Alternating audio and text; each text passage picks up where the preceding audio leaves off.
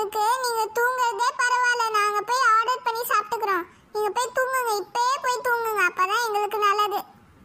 ஆமாமா, நீ இப்பயே போய் தூங்கு, அப்பதான் எங்களுக்கு நல்லது. பாவம்னு பார்த்தா எல்லாரும் ஓவரா தான் பண்றீங்க. நீங்களும் வாங்கிக்கோங்க.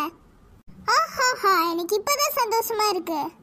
அப்படியே நான் உங்ககிட்ட ஒண்ணு சொல்ல மறந்துட்டேன். அப்படியே நீங்க கதை கேட்டு பாருங்க, சப்ஸ்கிரைப் பண்ணிருங்க.